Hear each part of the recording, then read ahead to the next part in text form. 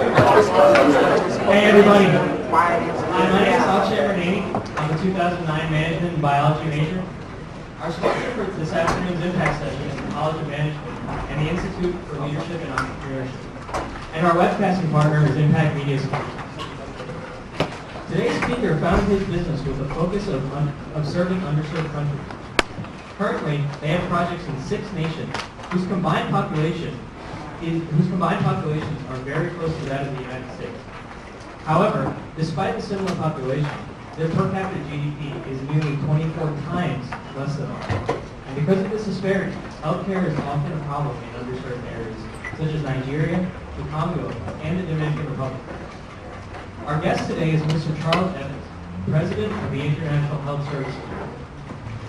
The International Health Services Group is a social enterprise dedicated to the development of needed health services in underserved areas of the world. Their vision is to be recognized as a highly regarded partner in effectively meeting the health services needs of the underserved. And in order to do that, they supplement the healthcare programs of existing partner organizations in these developing countries to continuously enhance the capacity and quality of the services they are able to provide. Mr. Evans has been associated with healthcare for much of his career. Mr. Evans graduated from Indiana University's MBA program and joined the Hospital Corporation of America in 1995.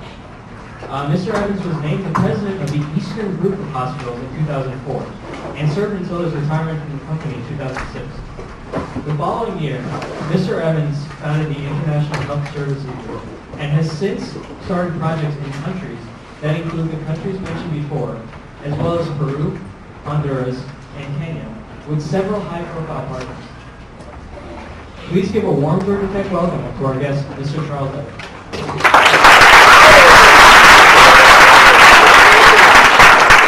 Thank you, and thank you for being here on this gorgeous day. I have negotiated strenuously on your behalf, and your faculty have agreed that everybody gets extra credit for being here on such a nice day. Be sure and slap them on the back for that. I really struggled when I received this invitation as sort of how I fit into the mix of people who have been here before. You get a letter with an invitation that references people like Warren Buffett and Al Gore. And I'm thinking, I don't fit in that group. That's a mega high impact, mega high profile leader. And then I thought about leaders that I have met literally around the world who are incredible high impact leaders who get no recognition for what they do, get almost no tangible benefit for what they do, and are making such a difference. And I don't fit in that group either. I'm somewhere in the middle, like most leaders. And what I'd like to do is kind of share with you my story and give you some perspective on where I come from. Let me assure you that I'm learning all the time. I had a learning experience this weekend on what it means to have impact. I was cutting down a tree at my daughter's house.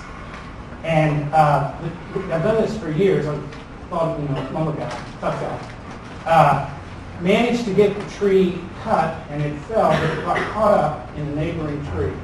So now we've got to cut the base off and get the tree hanging and try to swing it loose. And in the process of doing that, and of course I was providing leadership, there were 3 or 4 others, making sure everybody's clear and we're being very careful. I dropped the tree right on my foot. So I broke my big toe, and let me tell you, you need your big toe for balance. It's a very important feature. And so that's why I'm sitting here, and I apologize that I'm sort of hidden a little bit for this week. I'll do the best I can to stay from behind this piece. Let me just kind of briefly give you an idea of what has led me to where I am. And I'm going to do that by touching on some early year activities. I called this first part, as I was thinking about it, a West Virginia boy on an unclear path. I was raised in West Virginia. I went to a small liberal arts college in West Virginia. The only thing that was really clear to me is that I wanted to do good work. I really had no clue as to what that meant exactly. But I was raised in a family and in a community where the value, the underpinning value was be good, be kind, be someone who loves other people. And I really wanted to try to play that out as best I could in my work life. So I went to West Virginia Wesleyan, excuse me, as a pre-ministerial student, and that did not last. But I was a psychology major, and I finished as a psychology major, and was thankful that I had a chance to really spend some time thinking about human behavior and how we relate and sort of all the issues of working together and being together as people. And it's served me very well through my career. It was the period of the Vietnam War, and it was when we all had numbers in the lottery, and you may have read about that or heard about that in the family. When you're in West Virginia, it really didn't matter what your number was. You were going to get drafted at that point. So I worked a little bargain with Uncle Sam in a negotiation and was able to meet my military obligation through an enlistment and kind of stay on track through most of that period. One of the things that happened, my roommate in college had a grant and aid package from Indiana University of Pennsylvania in their counseling services program. And he wasn't going to do it, wasn't going to take it. And I was getting close to the end of college and really wasn't sure where I was headed. I took his grant and aid letter, asked him if I could have it, took it in hand, went up to Indiana University of Pennsylvania and said, I'd like to have this. And it worked out. And believe it or not, that's how I got into my first master's program, which was a Master of Arts in Counseling Service, which was also a great experience. And when I left that program, spent some time working in child guidance service with a clinical psychologist, a psychiatrist, child psychiatrist, and myself. And we worked with children and their families who were identified by public school teachers that were having emotional problems in school. And I've always said it was a great benefit to have worked with emotionally disturbed kids when it comes to working with the organized medical staff at the hospital. It was perfect. I went out and spent some time in central Pennsylvania and worked in a large community mental health program. It was actually 4 sets of county commissioners in this rural area that came together to operate the mental health, mental retardation, and drug and alcohol services. And initially I was their program director. I was a young guy, and through circumstances pretty quickly became the administrator of the program. So I was sort of the chief executive, if you will, of this 4-county joinder. It was a pretty high-profile program. We were one of the largest employers in this region. So it took on quite an experience for me. It gave me a chance to look at public administration and to be involved with the media or board meetings and all that kind of stuff. And really learned a lot about rural settings and working directly with people who are minimally served or have limited services. The other critical issue for me there is we were working with Geisinger Medical Center, the big clinic model hospital. And if you understand the difference between hospitals, clinic model hospitals employ the doctors. Most hospitals in this country are community hospitals where the doctors are self-employed. In the clinic model hospitals like the Mayo Clinic and Geisinger, the doctors or the hospital employs the doctors. They're all connected in one organization. It was a wonderful experience working with Geisinger. And that's really where I kind of got in touch with what I wanted to do. That's where the path became more clear. Up to that point, I had been struggling, particularly while I was at Wesleyan, with the question of what is a call? You know, what is this thing that sort of helps us to set our direction and get on track? And I didn't hear a voice, and there was no bright light, or there was nothing that was sort of happening that hit me that it was a call. What I finally came to understand that for most of us, call is where we're led to see a need where our competencies and abilities can make the difference. And when that comes together, we probably experience a call. And that really happened for me in hospitals. And so I had this wonderful opportunity to go out to Indianapolis, Indiana, as an associate administrator at Community Hospitals. It's a big 800-bed hospital in Indianapolis, and got to start there as an associate administrator. The bridge was that they needed someone who had mental health experience to head a number of programs in that hospital. So that got me into the hospital field and got me started on the track that I wanted to be on. It also gave me a chance to go back and read credential, and that's when I did my MBA at Indiana University. I was working there at community and did my MBA. And we had a great experience. I had two wonderful mentors there. Alan Hicks, who was a great strategist, was a wonderful mentor, and then he was followed by Bill Corley, who actually is still there after all these years, who was probably the most focused operator that I've ever been around. So they had this tremendous experience working with both of these folks. And for the last several years there, I was the chief operating officer of the hospital. So I had a chance to advance in that setting and to really get positioned, both credential and experience in terms of hospital. That led to the opportunity to go to Memorial Medical Center in Jacksonville as the president of the hospital. And I was there 7 years. It was Memorial was we had a single hospital. While I was there, we built a hospital and we acquired a hospital. Began to create a little multi-hospital network in the community. One of the things that happened there that has influenced everything since for me is that we had a volunteer program through the Sister Cities program in Jacksonville with Murmansk, Russia. Murmansk, Russia is the largest city in the world north of the Arctic Circle. Really an incredible place. It's one of these places where in the winter, because there's no light and daylight, they have blue light rooms where the kids go in the schools to just get a little bit of ultraviolet light for their bodies. It's just a very rugged, tough place. It's the only place in Russia where they acknowledge that there was an Allied effort during the war.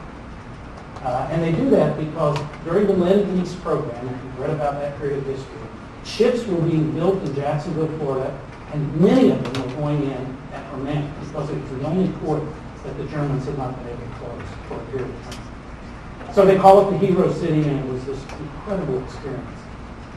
And I left that with a commitment that if possible, before I ran out of gas, I wanted to try to do some international work on a full-time basis. That's really the experience that has driven what has occurred here in that recently. The other thing that I came away with in terms of my hospital professional experience is what a blessing it is to be in this country for health services, and particularly as a health service administrator. You know, health services administration in most of the world is managed by clinicians who have had little or no training in management. Typically they're good clinicians or somebody who's been recognized for their clinical work, and they've been promoted to be the administrators, and then they're doing the best they can. They're very, very limited competencies in terms of the management responsibilities.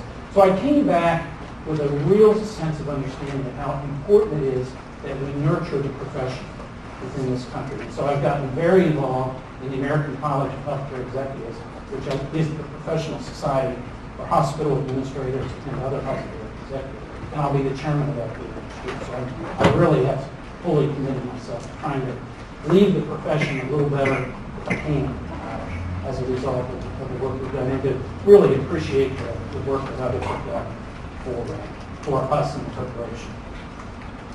All right, so I was at Memorial. We've had a good experience in there 7 years or so. There's a little hospital down the road that's owned by a corporation called Hospital Corporation of America, at that time Columbia, big city. And Columbia's business plan was to have a dominant market position in the markets they serve, and they had this one little hospital. So we made an attempt to buy the hospital. And when I spoke to them about it, they said, yeah, they would like to talk about that. They would come and see me.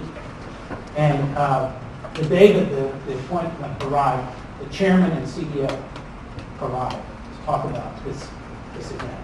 And I realized, being as sharp as I am, that the gobbler had become the gobbledygook. And in fact, what we began to talk about was how Memorial, working with the HCA system, might better serve that community. We spent almost a year and ultimately did a partnership with HCA that created an opportunity for me to go into the company. As you described, that's when I became a part of this big company. Up to that time, I'd always worked in private, not-for-profit community hospital settings. So in '95, here I am now as a divisional officer in Hospital Corporation of America. And I had division responsibilities in 4 different settings between that time and 2002 or so. And then I had the opportunity to serve as group president. And in the group president role, I was responsible for operations in the eastern half of the company. That HCA is a very large company. My area of responsibility included $12 billion of revenue and 110 hospitals. So it was just a very significant enterprise that I was learning about and operating. In that setting, I had a couple of great mentors as well. You may know the Frist family. Bill Frist, of course, was the senator who was the head of the Senate for a period of time. So majority leader of the Senate for a period of time. His family, his brother and father actually founded Hospital Corporation. So I got to know that family and to understand what a great family it is and how their continuity and commitment to the vision for health services was making such a difference. And then Jack Bovender, who is the retiring CEO of HCA right now, was an extremely courageous guy. We had a very good experience with him. One of the hospitals that we own is Tulane Medical Center Hospital. And during Katrina, we evacuated 1,800 people through our own auspices without any government support out of the Tulane Medical Center complex. And it was really Jack Bergender's leadership and being a part of that that was quite incredible. So all of that has kind of set the stage for what happens next. A couple of lessons along the way that may be of some consideration to you. In those early years, I was really kind of zigzagging down the path. I was not making perfect decisions. In some cases, I probably wasn't even making really good decisions. What I think was important was that I kept going. I kept taking action in a period of time where I wasn't totally clear about what I was going to do. There were some people during that time who were taking time off, who were stepping out for a year, stepping out for a couple of years and trying to figure it out. And I think that was okay for them. That would not have been okay for me. What worked for me is that I continued to press and to make decisions and to try to sustain the action in terms of where I wanted to go and what I wanted to do. The other thing is that during that real busy period in the hospital administration years, particularly with the public company, I really lost my balance. I sort of had an intellectual appreciation for how important it is for us to keep balance and to manage our lives in such a way that no single area just totally dominates everything else. I didn't do that very well during that period. And I would really encourage you, although I think this generation is better at it than my generation was, it's so important, even when you're in the most productive period, to continue to focus on keeping your balance and making sure to do what's best for you and your family in all aspects of your life. Okay, that brings us up to the 2006, end of 2006. We decided during 2006 at HCA that we were going to make an attempt at a management-led leverage buyout of the company. Again, this is a big enterprise, so this was quite an undertaking. It's a $24 billion operation.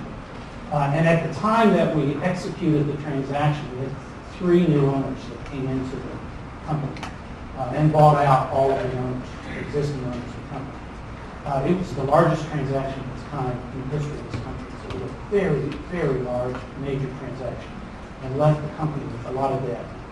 It also left me with a decision. I told you that I had, in the early 90s, was really committed to trying to do something in the international arena.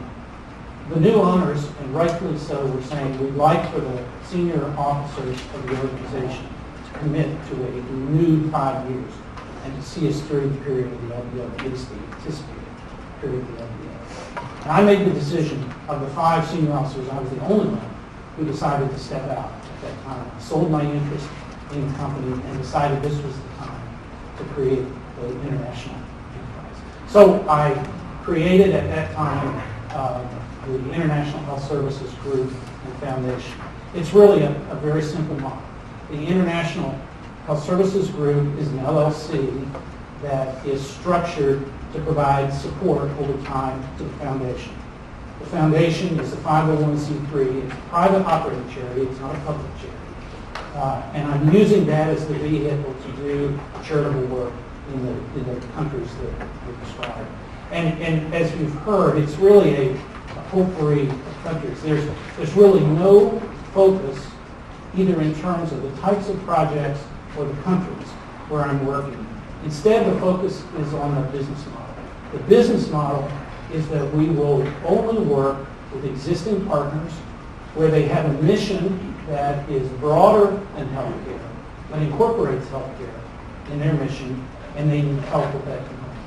When those variables are there, and when I've been able to carefully due diligence the organization, that's where we engage. And that's the reason it has resulted in such a variety of projects. I have referred to it affectionately as the sheep dip method of getting into international health services. And I have just immersed in an area that, for the most part, is new for me.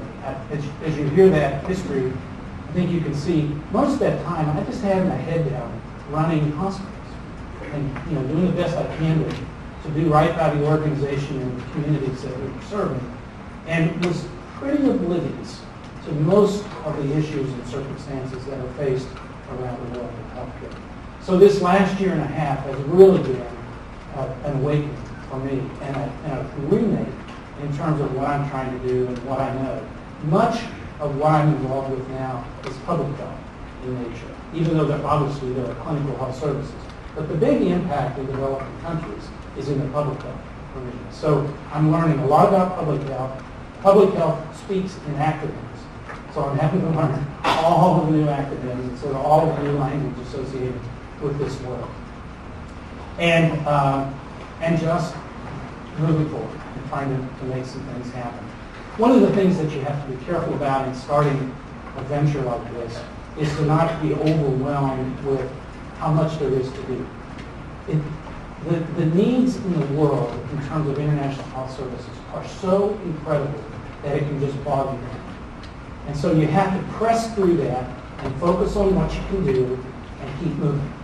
And that's what we've done. These 6 projects vary in nature. In Peru, we're working with an organization there that is building a hospital ship. We're actually taking a 75-foot hull, and we're building a hospital clinic on top of this hull, and it will provide access into remote communities on the 5 navigable rivers of Peru for health services that people have not had in those communities. In Kenya, we're working with the Presbyterian Church of East Africa, with a community there and a congregation that is just doing incredible things. I'll tell you a couple of things about that. So it's just a very wide range of projects, some of them bigger, some of them smaller, and always focused on where the partner is trying to take it.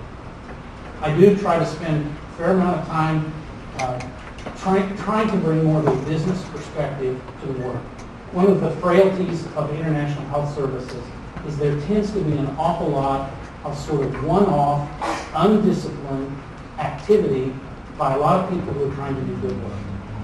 But if you're not careful, you end up with duplication of effort and sort of sub-optimizing the service delivery. So a fair amount of what I'm trying to bring to these organizations is how do we look at the needs of the community, how do we discipline to make sure we understand the other services that are in place, and then how do we maximize on the resources that are already being deployed.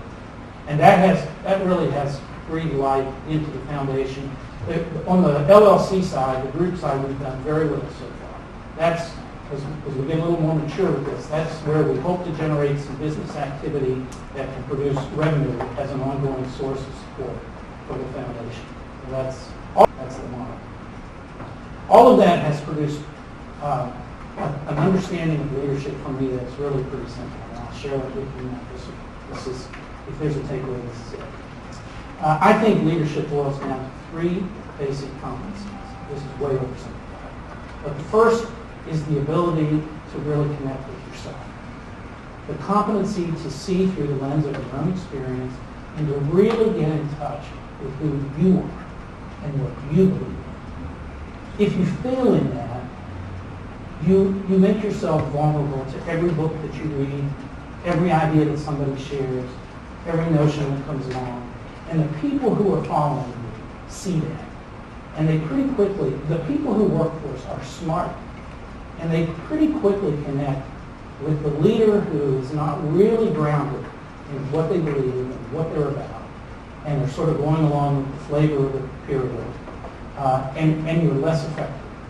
So it all starts with you connecting with yourself and coming to terms with who you are and what you believe. The second is the competency of connecting with your followers, connecting with others. It's the ability to see through the lens of followers as you look not only at leadership, but as you look at your own leadership. By the way, the people who get really good at understanding themselves, and focusing, understanding their own, where they're coming from, I call those people graceful leaders. They're the leaders who are at peace in their leadership, who are very giving in their style. They're people who tend to make the complicated simple.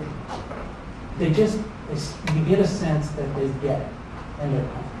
Now, when we get to this area of competency in connecting with followers, the people who get really good in this area are the people who I call elegant leaders.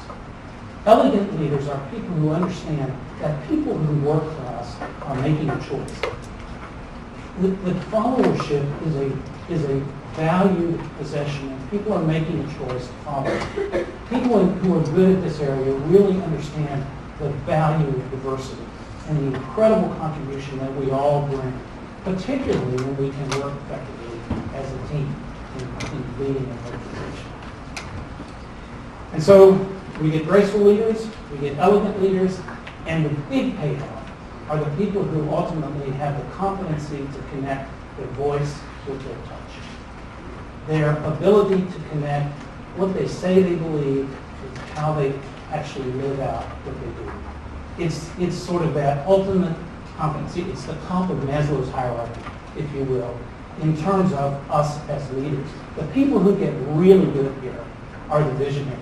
These are the people who really demonstrate their competence and their values in the way they conduct their work every day, and it plays out through their teams and their organizations that they're serving. It's taken me almost 40 years to figure that out. So I hope that means something to you. Well, that's a lot of time to get to that. Now, what's happened over the last year and a half or so is that my understanding of leadership is now being influenced from an international perspective. And let me just tell you one quick story in that regard. I mean, it has to do with my partners in Kenya. It's the Presbyterian Church of East Africa. The congregation sits on the edge of a major ghetto. It's the ghetto in Peru. It's a very large ghetto. It's, as you would expect, very poor. Most of the members of the congregation are from the ghetto. They live in the ghetto. And the congregation is just totally focused on serving the community. By our standards, if you look at this congregation and their resources, you'd say, how do they get by? How can they just have church? How can they make these happen? They do a lot more than that. They're operating a school. They have a women's center. They have a clinic where I'm involved, and we're evolving there an expanded clinical service that can provide some overnight care for people with malaria treatment. They have a community center, which is a gathering place. They have a service that they're providing now for HIV positive group, which is mostly women, which is just a wonderful group. Their motto is living positively with being positive. A remarkable group. They've started a program for street mothers, young women who have children. Many of them are HIV positive and have no place. And they're creating a resource for these women.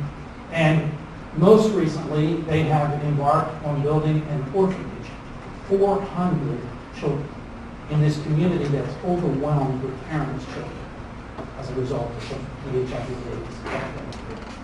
So here's this poor, apparently limited congregation that is just doing so much. And when we were there, by the way, my wife is here. This is we were in Kenya, and it was Women's Guild Sunday, and the ladies were collecting a special offering for their work. And in this case, it was the clinic. And when you go to church in Kenya, you go to church. I mean, when they have a Swahili service and an English service, and they last a good part of the day. But through the course of this day, they managed to collect from this congregation 470,000 Kenyan shillings. That's about 7,000 US dollars, that's a fortune in that community. And I asked one of the ladies, how did you do that? How is that possible? And she said, oh, you must understand, we love with all our hearts. Whoa. We love with all our hearts. And I've thought about that, and I've sort of made that my theme over this next 3-year period in my work with the American College of Healthcare Executives. That's one of the things that's missing in the management of hospitals and health services in too many cases. And maybe it's true on a broader basis than that. But as leaders, we have gotten so involved in being technically correct, in serving our organizations and maximizing on behalf of our organizations. And sort of all of the things that are technically involved as professional managers. And in too many cases, we've lost the touch, the love side of serving our communities and the commitment to making a difference in our communities. And when I talk about this with hospital administrators, I talk about all of the things that means in a real sense, a tangible sense. There are a lot of things that we can be doing on behalf of our community that have nothing to do with funding, nothing to do with human resources, that have everything to do with being committed collectively to better serving our communities. And the great news about that, and I think it's true, this is generally true, it's good for business. All of those things that we talk about, in the end, are good for their business, would make a positive difference in their business. So it's a wonderful lesson that I'm learning about leadership on the Kenyans. And I've got a similar story from Honduras and literally every country that I'm working in as to how my Western view of leadership is now being shaped by the leaders in these developing countries and what they're able to do with such limited resources. Okay, that's pretty much the story. We are now going to have an audience participation session, and that depends on you. And I've got a little video at the end that I would like to save a few minutes for. So let's see what questions you have that I might try to answer. How do you decide which projects to take on, and how do you decide when to exit those projects? Wow, that's a good question. The second part of the question is particularly good. So far, the selecting of the projects has been opportunistic. It's not been very scientific. It's been driven more by the partners that I'm going to potentially work with. If I'm able to screen through the partner and am convinced of their service and what they're about, and if I have the time and the resources, I do. And that's how I've gotten 6 projects pretty quickly. Obviously, I've got limited resources, so that will get more rigorous now as time goes forward. Exiting is a great question. It's like the decision to close a business or limit a service. That's a very difficult decision to make. I haven't experienced it yet, Terry, so I'm not sure how that will work. Part of it will likely be driven by the fact that I have limited resources and will want to be getting on to some other things. But I don't know. That's a very good question. Yes. You talked a little bit about leadership and how to figure out what you should do with your life. How do you, I guess, we can hear what you figured out over the course of some years, but what sort of decisions do we make as young professionals once we graduate school to sort of, I guess, speed up that development process of figuring out how the rubber hits the road and not just knowing the concept? Yeah. I'm not sure I know. In my own experience, the critical path for me was to kind of keep going, not get too hung up on making the perfect decision. And I would encourage that particularly in the early years. If you're on the course, if you're in the range of the course, and you have a good experience, it'll serve you well. Each of those steps that I made over time has served me well, although looking at it, it's pretty irregular for a while. So I think my first encouragement is to keep going, don't get too hung up. And the second is to pay attention to your gut and listen and think about sort of where's the need where I can make a difference, where's the need where I can make a difference. And wherever you can get that come together, you're probably going to be closest to where you are. This goes back to the earlier point you made regarding lessons learned from earlier in your career. And you mentioned that one of them was for us to sort of keep your eye on the prize, so to speak. The what? Keep your eye on the prize, Yes. just keep on going. Yeah. But the second one you mentioned was early on you felt like you lost your balance. Yeah. Could you be more specific in terms of what you actually meant by that? Was it losing your balance in the student? Yeah. Did you hear the question? You hear the question in the back? Yes. Well, I think for me, losing my balance means that I got so consumed with work that I was putting everything else second. I was working late, I was going early, I was working weekends. You know, it was the career and it was as if the career demanded that. And you know, as I look back on it, I don't think it really did. I think the career demanded a reasonable effort, but I was going to an extreme. And as a result, I wasn't as available at home as I should have been at times. I wasn't as available or wasn't as attentive to other aspects of my life as I should have been, of health and spiritual. So there were just aspects that I was minimizing or putting dramatically secondary to work and letting them just have too much place. So how would you recommend someone right balance? Well, I think the trick in terms of balance is this goes back to knowing yourself. The things that are important to us as we go along, you know, whatever you like to do in terms of physical exercise, whatever you do in terms of your family life, your musical life, or art life, or whatever else is a part of your life, those things usually continue to be important to us over the years. And if you find that you're not making time for them, you're getting out of balance. You can read yourself. And if you find yourself in a cycle where the things you used to do that were sort of grounding in terms of who you are being placed way behind one aspect, particular work, you're probably getting out of balance. I was just thinking about the exit strategy again, and is it possible you guys could seek out individuals and kind of teach them your thought process, and then be able to leave at that point, and they can continue to teach those thoughts to the locals, I guess? Yeah, that's a great point.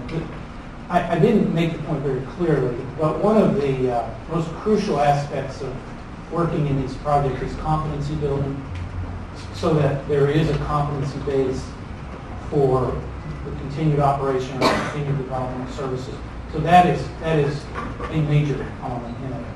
I just hadn't thought of it until I had the question in terms of exit because I've been so involved in doing it. Let me briefly mention one of the things that's come along. This is Bobby Knight at IU once said, "Make sure you're in position to be in position."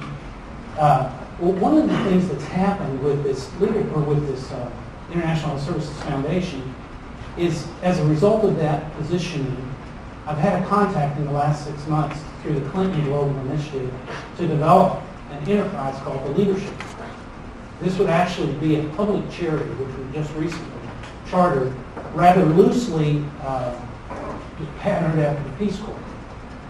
And the purpose of the Leadership Corps is to engage competent managers in public health and in clinical health services who can make the time available. I think it's going to be some baby boomers to start with, primarily, but who can make the time available to work in a developing country to build competency. And we hope that people can, in 3 months, in a year's time, perhaps working in partnership with 3 or 4 people and working in tandem through the course of the year. We hope we're going to pilot this in Kenya over the course of our next year. We hope to serve 10 to 15 organizations and really get a read on it. The Gates Foundation has expressed some interest in it, so if we can get some data and demonstrate value, it's all about competency. And if it works for healthcare, there's no reason it wouldn't work across the continuum of financial services. So it's something that has the potential to be a rather large-scale public charity if we can make it work. Yes? In what ways has your understanding of, if any, in what ways, if any, has your understanding of trying to run a business conflicting with trying to run something for charity? Yeah, that's a really good question. There is a tendency, I think, for us to view charitable work and charitable enterprises as somehow different than business in terms of the rigor in managing those. And I think that's a mistake. I think basically charities that we manage or that we're a part of in some form deserve the same rigor that the business enterprise has, that we run. I think we do a disservice to donors, for example, if we don't have that kind of rigor. And one of the things, there's a lot of money going into developing countries right now, particularly in the area of what they call the ATM diseases, which is AIDS, tuberculosis, and malaria. The Gates Foundation, the Clinton Foundation, and others have been pouring money into developing countries. And one of the things that they're demanding is greater rigor, greater accountability, greater transparency, just like we have in our business enterprises. So there obviously are some structural differences. There are some issues, I think, in governance that are different. There are definitely some tax and other kinds of issues that are different. But at the core, I think the issues are pretty much the same. And I think we really perform a disservice as managers if we don't apply that rigor. You touched on the idea of doing good for our communities, and how at times the U.S. has lost sight of that in our healthcare system. So from what you've learned in going abroad and helping these other people, how do you think we can bring back some of the things you've learned to help improve our own healthcare system? That's a very good question. I'm in a rather unique position right now as chairman-elect of the American College of Healthcare Executives. It has created a pulpit for me, if you will. And I'm literally speaking every week through the fall at hospital associations around the country. And that's the message I'm taking. So, one person's effort is part of it. The other is we need to tell some stories. We need to get some success stories because there are some great things that are being done in this country. There's a tendency to generalize and undersell some really good efforts. And to bring those more into the storyline, if you will, of our publications and of what we're reading about and hearing about. So we're going to try to be a little more influential in that as well. But it's sort of hand-to-hand combat. I mean, it's really, I think the hospitals particularly are big enterprises. It's not unusual for a hospital to be a $500 billion operation and to be totally consumed in the day-to-day management of that enterprise. We got to make sure the CEOs and the board are lifting out of that periodically, kind of rising above it. And I know that's possible. It happens. We've just got to make that more the rule. Are you concerned that the company in territory, are there any obstacles that you're finding when you go into a new project that maybe you wouldn't have expected or you Yeah, obstacles as we develop projects or involved in projects. Yeah, they're usually our own. I mean, part of it, is really coming to terms with who you're involved with and what is the nature of help. Help can take very different forms in different places, and you've got to really stay connected with that. And I think there's a tendency as Westerners to kind of come in with a consulting mindset of we know how to help. And you've got to resist that, I think, in this work, and I have to fight that. And to be a listener and to really engage where people are and try to make a difference in a form that's helpful. to them. That can be a little frustrating because it may not be exactly what I think. You know, and there may be a path that I, in my wisdom, thinks a little better. But it doesn't matter what I think. I mean, it's their situation and their country. So I think that's probably the biggest. The other is just culture and understanding that we were meeting with a group in Guatemala and learning about women's services there. And one of the things which I had no clue about is that when it comes to high-risk OB and a decision for a mother-to-be to go to the hospital and related to her pregnancy, it's the mother-in-law who makes that decision. The mother-in-law. Well, if you don't know that, you can design programs that are pretty ridiculous in terms of trying to have an impact. And we met with 40 or 50 midwives that were going through a training program with Save the Children, actually, the program that was working there. And well, I mean, it's all that. You got to be careful, you got to go slow, can't get too full of yourself. You got to pay a lot of attention. You got to really value the people you work with and understand they're smart. They may not have training, they may not use the same language, but they're smart and they know what they're doing. They have to pay attention and then help them develop.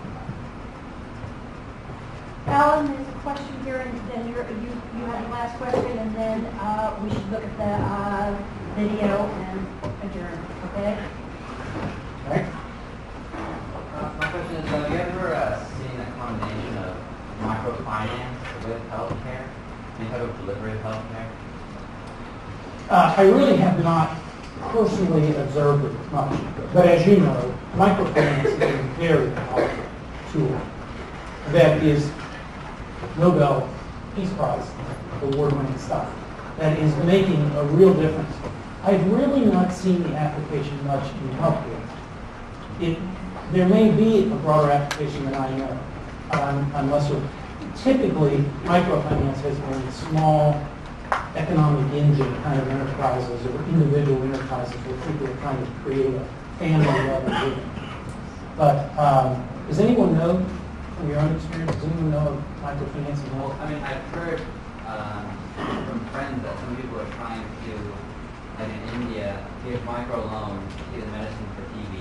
Yeah. And that when people get the medicine and they get healthy enough to pay back the loan, they're reducing the spread of the disease. Well, that made me think of another one. There is a project in Africa right now that is supporting entrepreneurs with small pharmacy.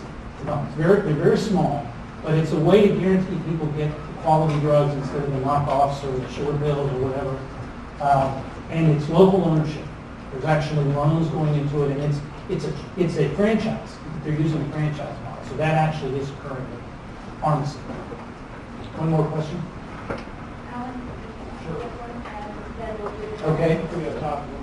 Yeah. My question really relates to healthcare in America. We just had this recent political campaign where both the candidates were speaking to the healthcare system as being broken back in the U.S. And I think there's been comments about looking at other models in Cuba, for example, which is a healthcare model. I'm just interested in terms of your perspective in terms of healthcare administration. What is broken about the U.S. system under review? And what do we really need to be focusing on to fix these problems? Okay. A simple question right at the end. Always good. All right, I'll be as brief as I can here. Here's what made the U.S. healthcare system work as well as it has for as long as it has. The financing model for our system has depended on those who pay subsidizing those who do not pay. That's the simplest way I can describe it. So you've had people who work, who have health insurance, paying, in effect, a premium, an extra amount for their health services through their insurance companies to subsidize those who do not have insurance and the shortfalls with government funding. And that worked for a long time. What has happened in recent years, in addition to having more people who are uninsured, burdening the system, you've had the effect of managed care. And if managed care has done anything through their collective purchasing power with hospitals and other healthcare organizations, they have managed to drive out the subsidy. So in their negotiating power, they're basically saying, we'll pay for the care for our enrollment, but we're not going to pay a subsidy for those who don't pay. So now the system is floundering because this model that has been the underpinning isn't working anymore. You've got a flood of new people coming in who don't have health insurance and a system that's having big problems. It gets real complicated. Let me just say this. Those who do not have health insurance are not a homogeneous group. We tend to think of them as poor and disenfranchised. And there are certainly poor and disenfranchised who don't have health insurance. But in round numbers, about a third of those who do not have health care are people who choose not to have it. Often young people who have an income who are prioritizing other purchases than this. And so they report to the system when they have an injury or need services, often through ERs and hospitals. About a third of the population who are not insured are eligible for insurance of some form, typically government, and choose not to enroll. And it's very complicated as to why they do it, but that's the fact. And about a third are the people who you would consider the working poor, people who are working and really have no needs. They don't qualify, they can't buy it, which is the group that should be most concerned about. But I will tell you the Evans solution. The Evans solution is that if you're working, employers should provide health insurance. If employers choose not to provide health insurance, they should pay into a fund that supports a universal type program. So that nowhere in this country can you drive an automobile and not have insurance. But you're allowed to walk around without health insurance. From a public policy point of view, that's bad policy. So everyone who works should have health insurance. Those who cannot get it, there should be a universal plan, which in effect MedShare and Medicaid have served that for the poor and for the elderly. We need to expand that into a universal pool that covers those who otherwise can't be covered. That's simple. Really, really a complicated issue. Yeah. But businesses have. All right. Here we go.